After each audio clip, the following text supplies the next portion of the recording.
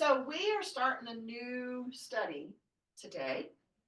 From time to time, folks have raised questions about the history of the early church. So we're going to do that. We're going to do some of it. All right. We could go further with it. The book we ended up choosing to study, here's the name of it here, From Jesus to the Church by Craig Evans. All right. And this book is about 10 years old. So far, I'm the only one that had a chance to, I don't know if you looked at it. I'm having to borrow Susan's. We all have ordered it, but Susan's was the only one that it's come in. So anyhow, so this study, From Jesus to the Church, Craig Evans in this book is focused on what happened in Jerusalem. All right. So he's not getting into what happened with Paul in his journeys. Now Peter and Paul are each included as part of this because they were in Jerusalem for a while, but they ended up leaving Jerusalem. And so what happened with the development of the church and the dynamics going on in Jerusalem during this first generation, or about the first 40 years of the church. All right. So this is at this point going to be narrowed in that respect. All right. So since we're going to be looking at what was going on in Jerusalem, I thought first we'd spend a little bit of time talking about sort of the timeline for the temple in Jerusalem. All right, to get sort of that background. So that's where I'm going to start off with, and then we're going to talk some more about sort of what led up to this history of the church in Jerusalem, some of the background of that. All right. So does the book kind of end with the destruction of the temple? Yes. Oh. Not right, at not all, that, but yeah. But generally. Oh, okay. Yeah, there's some more. I haven't read the whole book yet. I don't understand why not. You just got it 2 days ago. You had it 2 days. Oh, okay. I was hoping it went a little further. No, Okay. I'm gonna wait for the movie. We'll find another book that picks up there. Yeah, there's always there are plenty of books. Oh, yeah, I know. There are plenty of books Okay, cool. about the history of the early church. So, but this is, and Evans makes this point, this is a segment of that history that hasn't gotten a whole lot of attention. All right. And so when he wrote this book, that's his point, is hoping that it would generate more discussion and study of the church in Jerusalem up through that point. All right, as far as the destruction of the temple. Okay, because after the destruction of the temple, society in Jerusalem truly fell apart. So anyhow, so let me interject this. Craig Evans, the Dr. Craig Evans, seems to be a pretty well-known early Christian scholar. There's another book out there that's a discussion between him and Bart Ehrman. Yeah. So anyhow, but there's several other books by him. He apparently taught or teaches at a university in Israel. So I think that's where it is. Somebody might correct me later. That's all right. So the history of Jerusalem, all right.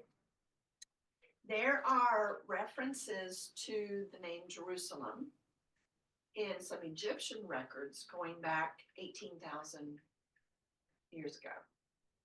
Now, is that the Jewish Jerusalem that we know now? No. All right. 1800 maybe, not 18,000. Well, it goes back a long ways, long before David, because Jerusalem really didn't have Jewish significance, and Harold's going to correct me if I'm wrong, until David moved the Ark of the Covenant there. All right. So it existed, but really didn't have Jewish significance until David moved the Ark of the Covenant. and that was about 1000 BCE. And then his son Solomon built the first temple. Okay. All right. And then and so at about that time, there were about 1,000, a few thousand people that lived in Jerusalem. So, it was not what we would now consider a small town. During the time of David or the time of Solomon? When the temple David and was built? Solomon. Okay. All right. So at least that's the article, the reference that I read. Okay. All right. And so there are other references, so people may have other information. This is the information I read. All right. So Solomon built the first temple, and through the course of time, over this period of 2,000 years, roughly, or 1,000 years till Jesus is born, various walls were added and destroyed, so, and behind Jeff's head is a map of the old city of Jerusalem. Anyhow, and that, sort of that rectangle over on the right side is where the temple is, or was, all right? Now well, that's another point, but anyhow. So anyhow, various walls were built and destroyed through time. But around the late 8th century BCE, there were some walls, another round of walls built that were 23 feet thick, 23 feet wide. All right. I don't know the other walls during that time, but the article I read made a note of that. So, all right. So the next big event for Jerusalem was in 587, 586 BCE when the Babylonians came in and destroyed Solomon's temple. Right. So these different, remember there were 2 temples. So the first one is often referred to as Solomon's temple. Solomon built that. And then, remember, and Israelites, a good number of them were taken to Babylon. And then it was only about 50 years later that they returned. Okay. So about 538 BCE. And that's when the second temple was built. I'm willing to bet that 23-foot wall was still there. Or at least part of it. Yeah. At least part of it. So the walls were reconstructed about 445 BCE. All right. And then in that 200, 199, 198, there were 3 different sieges of the temple, and this is BCE. All right. And these sieges were first by the Ptolemaic. Thank you, of Egypt. And I am not a scholar of ancient history from that time so other folks I know. Nancy knows a good about it. You probably know a good amount about it too, but anyhow. And the Seleucids of Syria when they came into the area, right? And then remember us talking about the Maccabees when we did the study of the Apocrypha a number of years ago. So they're under Maccabean efforts.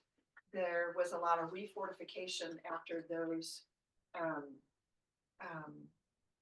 sieges of Jerusalem and the temple, and more walls were built. So that, and then Nehemiah was a big wall builder when they got back. Remember when they came back from Babylon? Nehemiah was the kind of led them in wall building okay, around cool. Jerusalem. Cool. Yeah, we're going to talk a little bit about Nehemiah today. All right.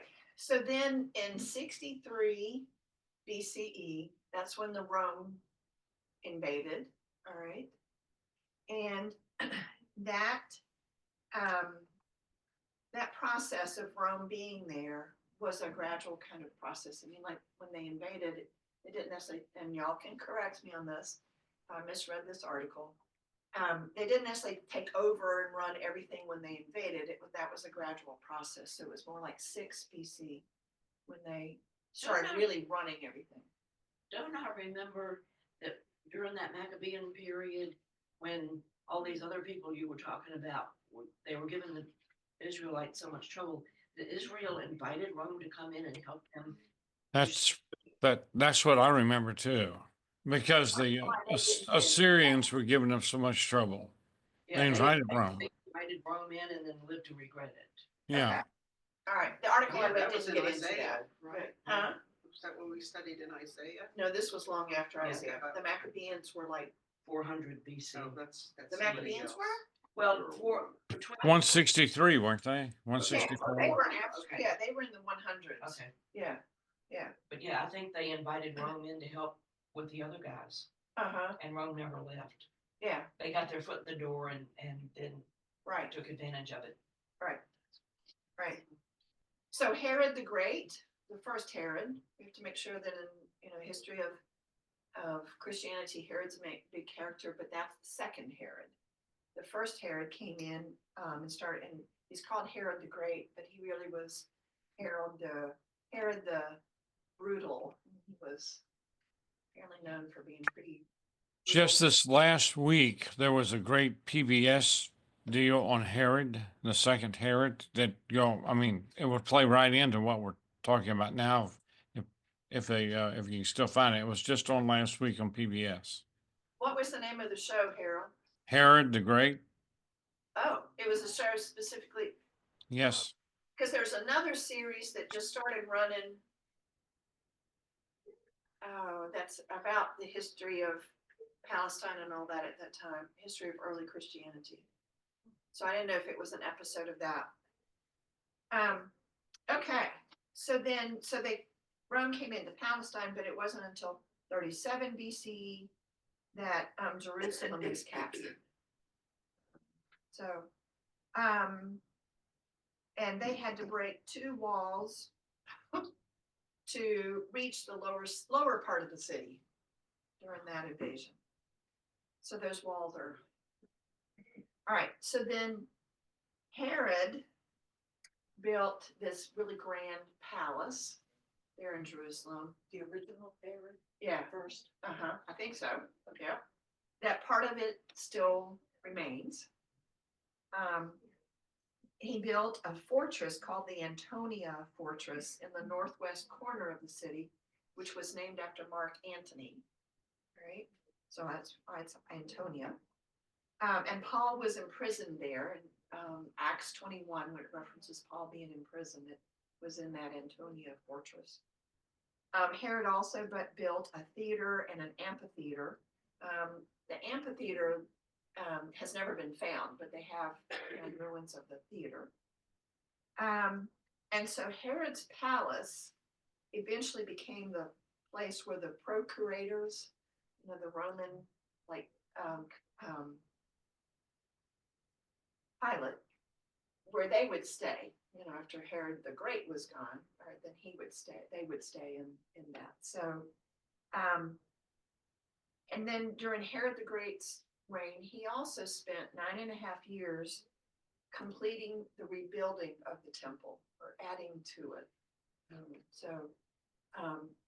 Because during those sieges and there were other different events that occurred as far as pillaging the temple and doing all kinds of stuff. So Herod decided it would add to his reputation if he did things to rebuild and make the temple bigger and grander. Whatever. Yeah, because he was not considered a real Jew.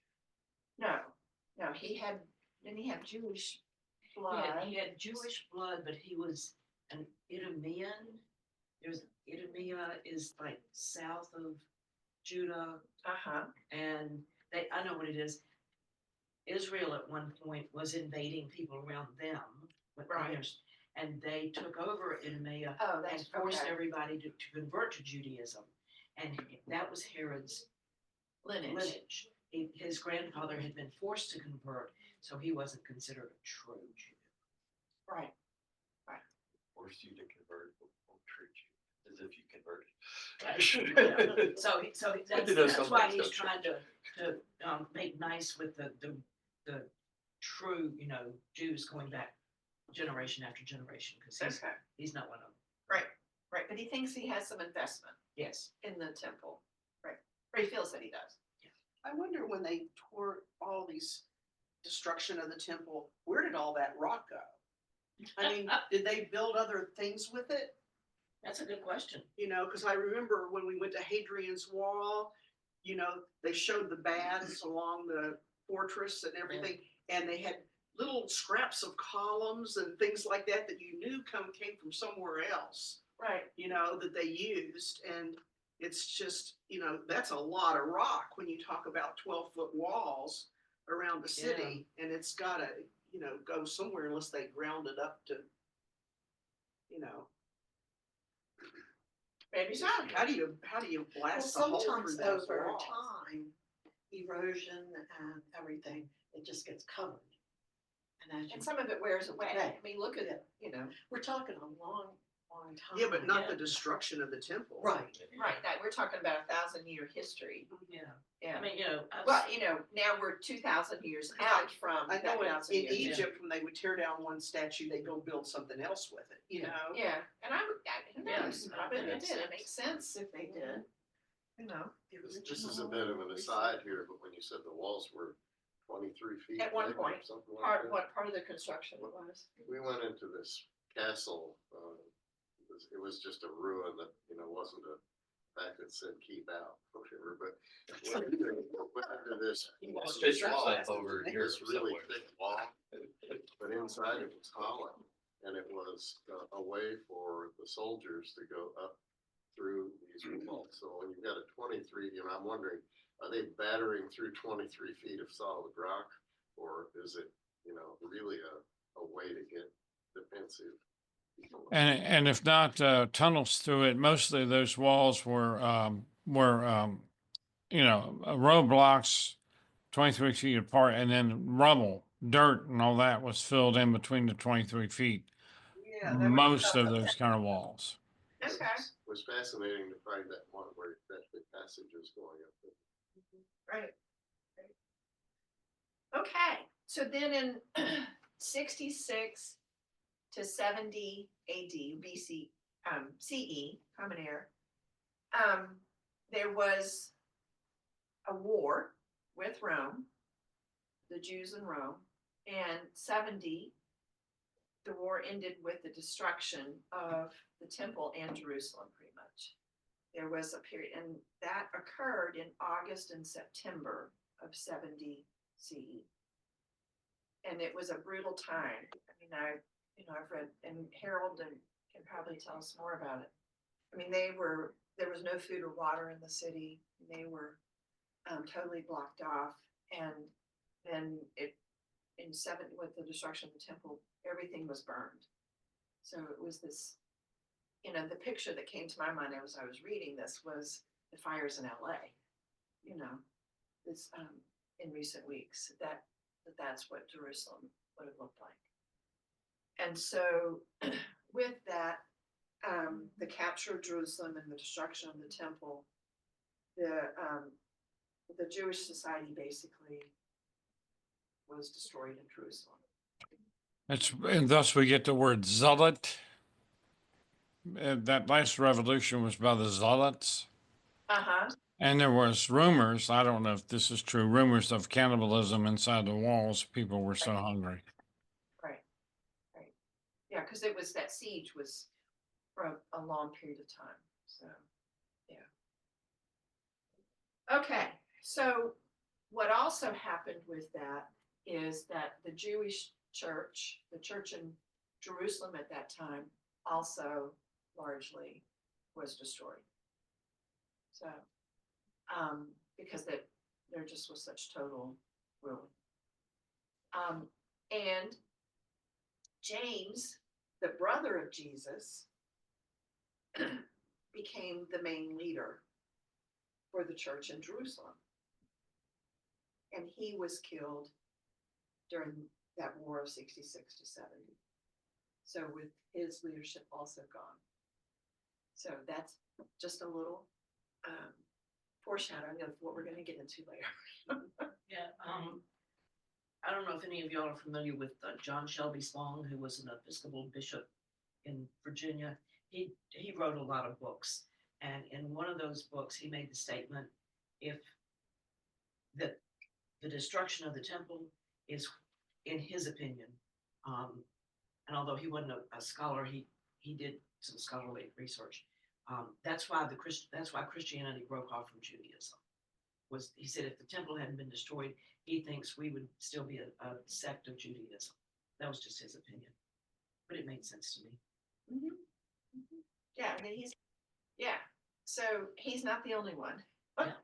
You Evans- know, the other leadership that disappeared thinking about that, Peter dead, Right. 64, Paul 65. Like I said, James was in that time period. he left Jerusalem before that.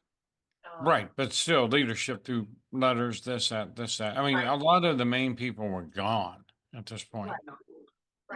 Right, so the second generation of Christianity basically starts after because Jesus was crucified like 33.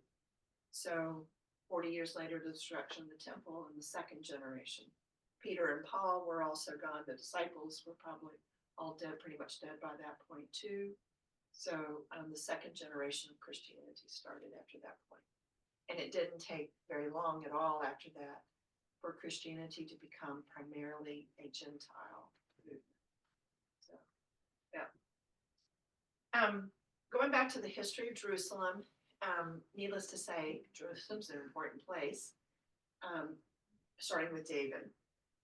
The name Jerusalem is used 660 times in the Hebrew Bible. However, it is not used in the first 5 books in the Torah, the Pentateuch. There is one reference in Genesis, in Genesis 14:18, where the word Salem, the name Salem, is used. But Jerusalem is not used in the first 5 books, because the first 5 books all predate David. Yeah, that's what I was going to say. Yeah. Because it was Yeah. Jerusalem. Right. So Jerusalem existed, but it was not a Jewish, a place of importance to the Jews until David moved the Ark of the Covenant. Zion is another word used, another name used for Jerusalem, and Zion is used 154 times in the Hebrew Bible. So just to illustrate the importance of Jerusalem. There is a lot of talk in the Bible and other places about, in the New Testament in particular, about New Jerusalem. And New Jerusalem, remember Revelation? There's a lot in Revelation about New Jerusalem, but there's other places too. So that imagery of Jerusalem as in the heavens, so to speak. All right, and that's going to come into play as we talk about the introduction. So what I'm doing today, I might get through some of it, most of it, but so you're teaching next Sunday. All right, so there's still, if I don't get it all done, All right, so talking about James as a leader in the early church. All right, so if somebody in their Bible wants to look up, I have 2 different scriptures I want you to look up. One is Matthew 13:55. Who's going to do that? All right, Matthew 13, verse 55. The other one is Mark 6, chapter 3. So Sarah, you want to get that one? Yep. Okay. All right, so these are the 2 references to James, the brother of Jesus. All right. So, Luann? Is not this the carpenter's son? Is not his mother called Mary? And are not his brothers James and Joseph and Simon and Judas? All right, so it refers to James as well as other brothers. Okay. And then Mark? Okay. Tiny print here. Is not this the carpenter, the son of Mary and brother of James and Joseph and Judas and Simon, and are not his sisters here with us? And they took offense at him. Okay. All right. So it is generally thought that Jesus' siblings were not among his followers during the course of his lifetime. All right. However, Bernie, if you would look up Acts 1:14. 1:14. They gathered frequently to pray as a group together with the women and with Mary, the mother of Jesus, and his brothers. They were there at Pentecost at the beginning of the story of the church as the book of Acts. All right, Paul, if somebody, you are Angie. Yes, I am. Are we If gonna you need look at name first, Yeah. 1 Corinthians 15, 1 Corinthians 15, verse 7. Paul, in 1 Corinthians, refers to Jesus appearing to James after the resurrection. Then he appeared to James, then to all the apostles.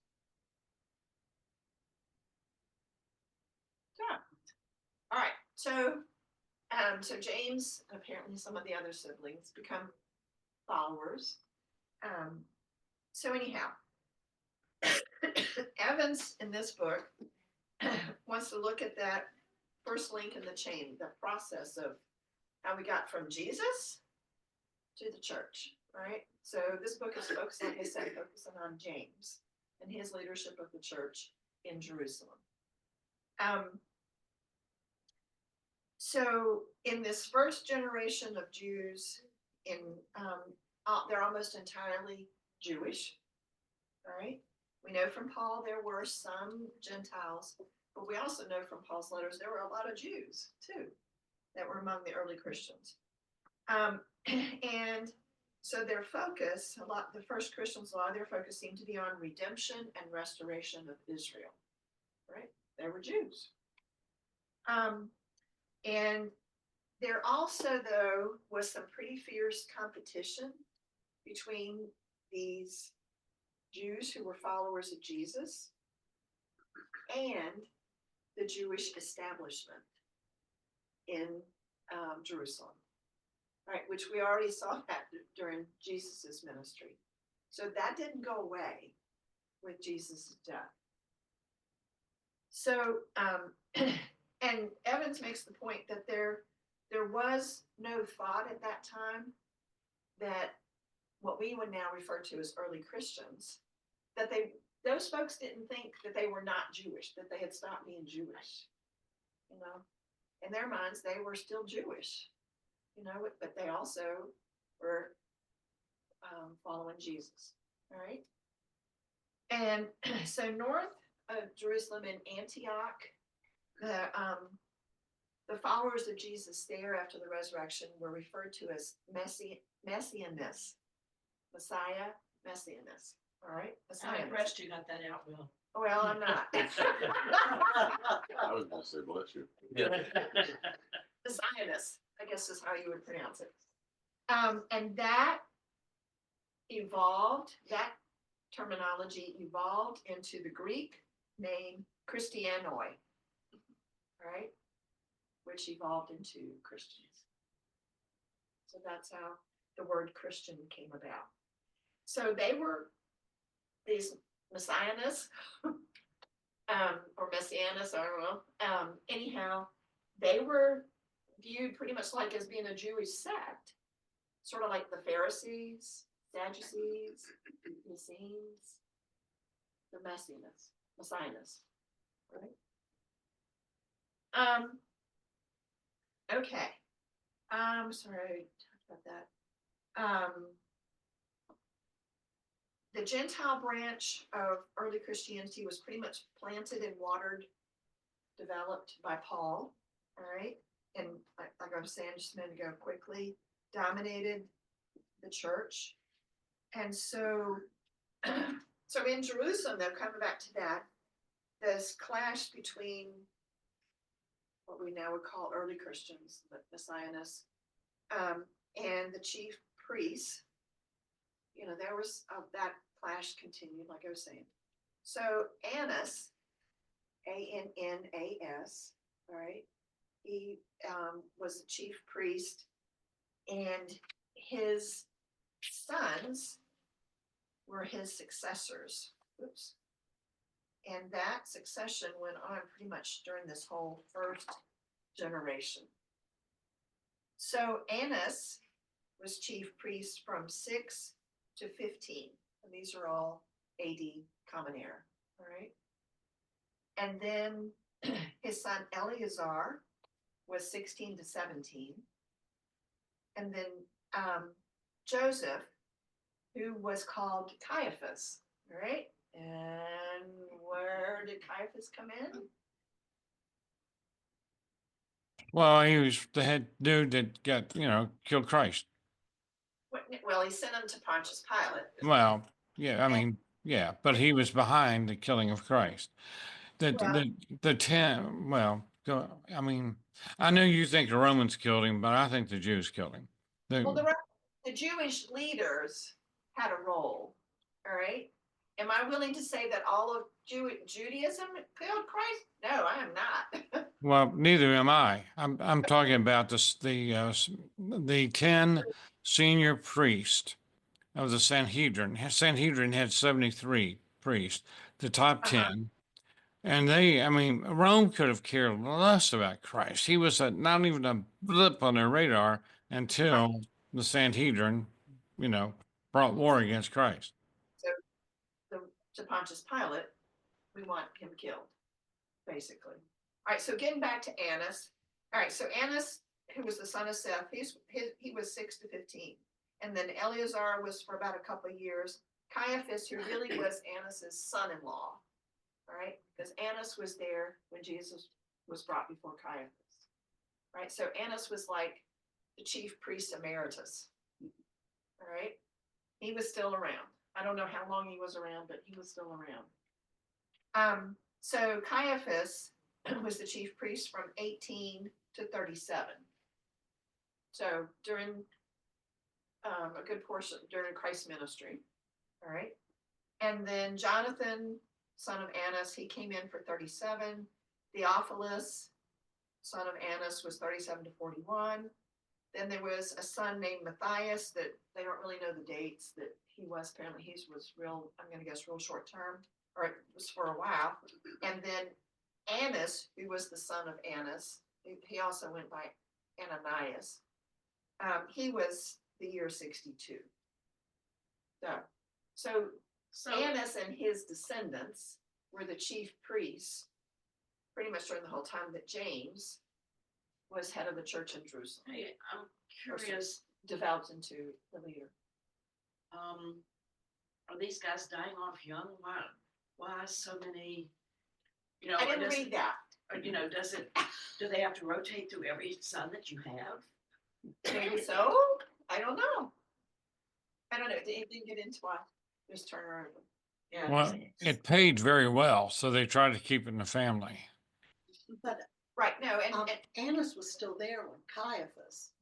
So I think he was high priest for a while, and then he'd step down and somebody else in his family would become the high priest. But I'm thinking that Some of those were, priests for a year or two or something. right, yeah, Yeah. yeah, several of Every them were. family has a So it's miracle like- or two. Yeah, Right, and so I maybe think that everybody had to do it.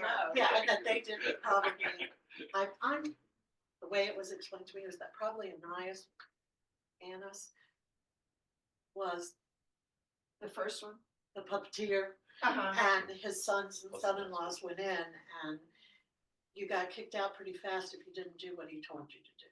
And I wouldn't be surprised. It's like the So that's family why he's got a business. guy that's in there for a year, and it's like, wait a So minute, who we're lost gonna the have to, temple but then for him? when Caiaphas went in, and He seemed Annas to was like there, Caiaphas 'cause well, he was there. he was there for and Caiaphas kind of and Annas were of one mind about, we gotta get rid of this insurrectionist. Well, Right, I'm in right. suspense. Who lost the temple? Interesting point. Well, we're gonna talk about that. Oh, no. Yeah, yeah. Roman 11. Right, so that's some of the background. All right, so we've got this family, and there's archaeological digs have found that during this period of time, there were a lot of really nice Jewish homes built during this time. So there, we've talked before about how this relationship between much of the Jewish leadership and the Roman government, and so there was some bit, payoff to all that. So, all right. So anyhow, one of the big sources for information during this time is this guy who his original name was Joseph Bar Matthias, but became known as Flavius Josephus. That was his Roman name. All right, so we know him as Josephus. All right, because he wrote this sort of history. All right, and he wrote it for the elite Roman citizens, for the elite Rome society, after 70 CE, after the destruction of the temple. But it's Josephus that is referred to oftentimes as he was, if not the only reference to Jesus of Nazareth outside of church writings during that time. So, anyhow,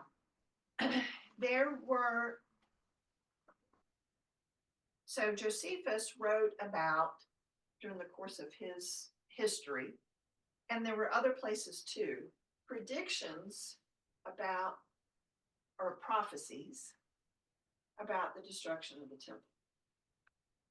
And so to put that all in context, if we go back to Solomon's temple, there were writings in the Hebrew Bible then predicting this destruction of the temple.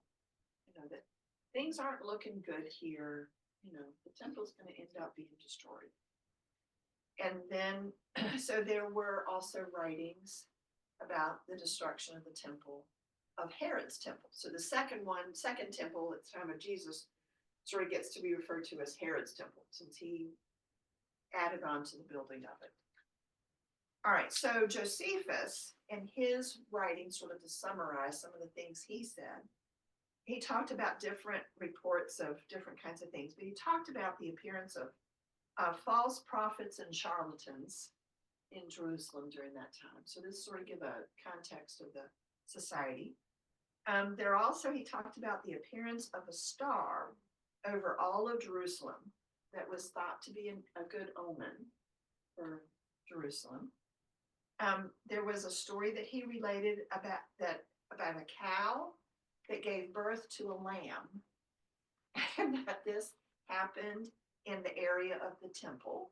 All right. He also wrote about this strange nighttime event where, because apparently there were these really massive brass doors at the gate, through that wall. All right. And that, or gate at the inner temple, gate into the inner temple. All right. And remember, didn't the temple court have a wall around it too, Harold?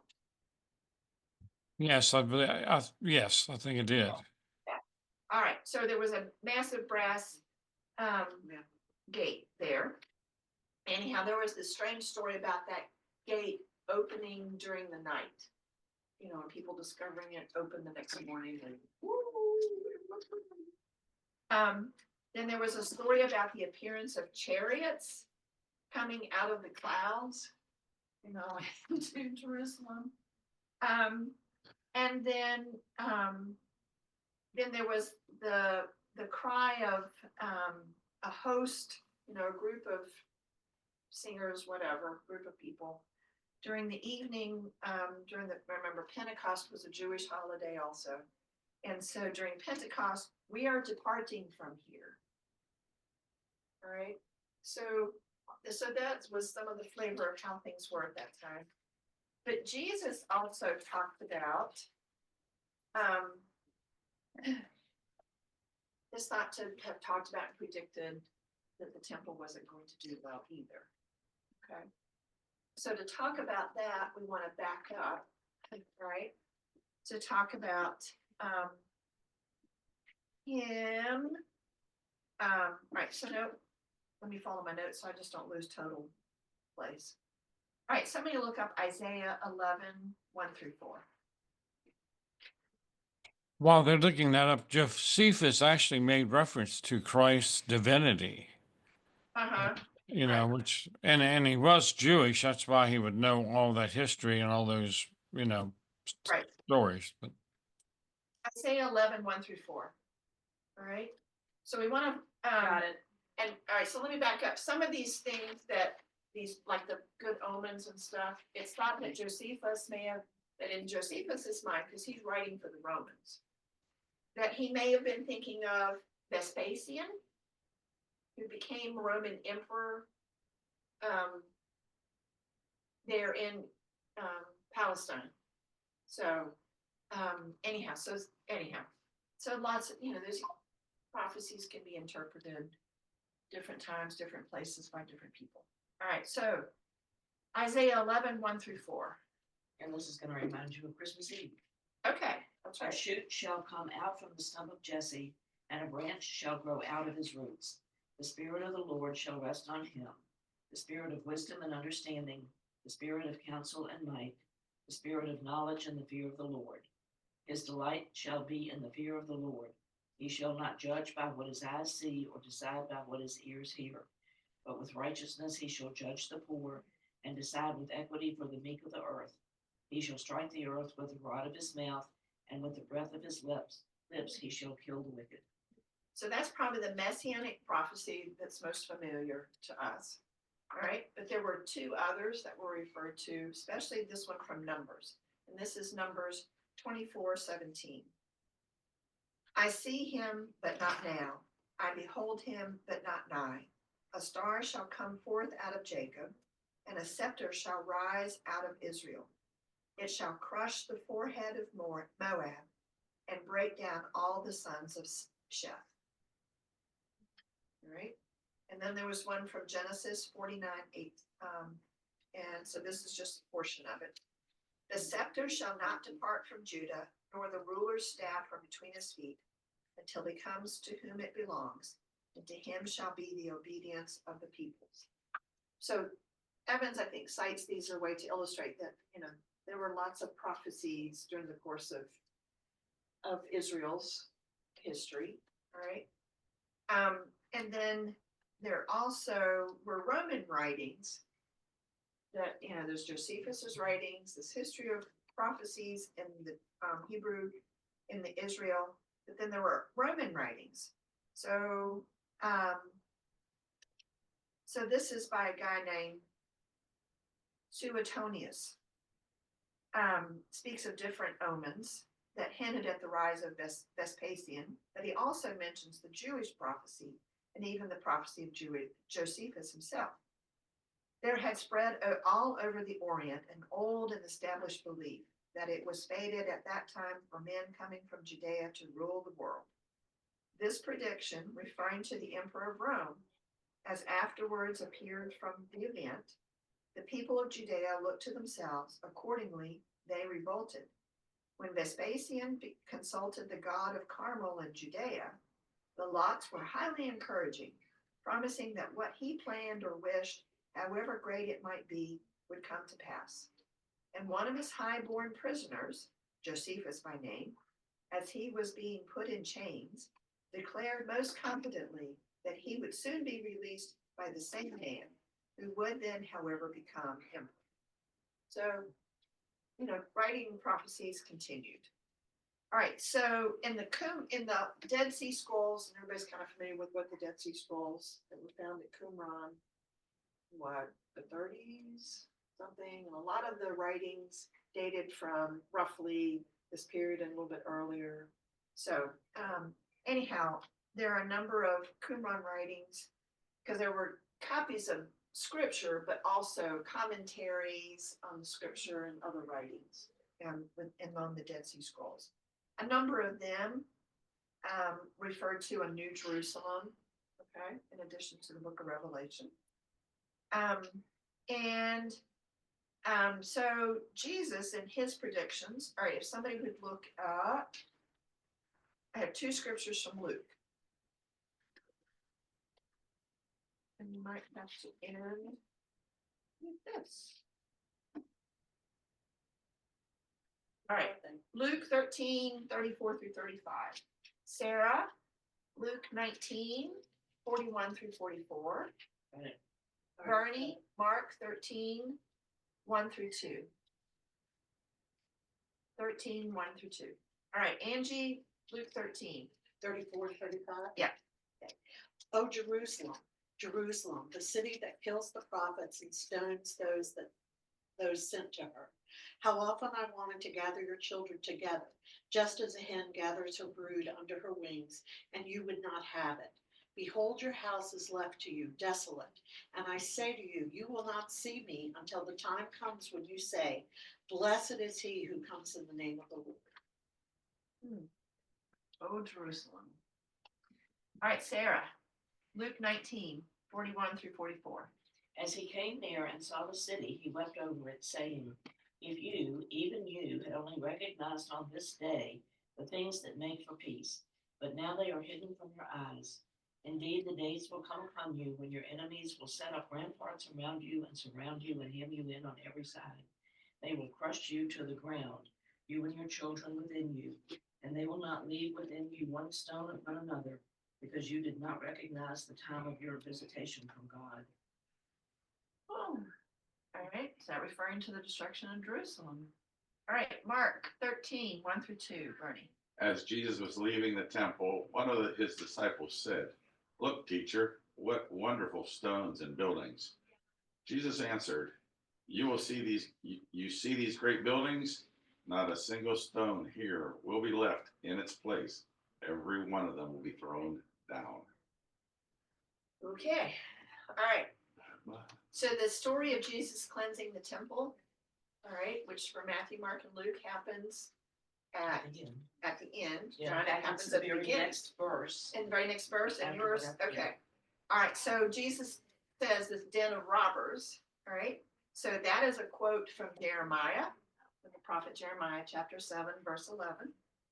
And Jeremiah 7, and so the Jewish folks, when they heard Jesus say that, they would have known that reference to Jeremiah, okay? And they would also remember that Jeremiah 7, that chapter, is very sharp criticism of the first temple priests and warnings of destruction for the first temple. All right. So this sort of foreshadowing that Evan sort of outlines is an interesting process. All right. So I'm going to leave the rest of it for Sarah for next week.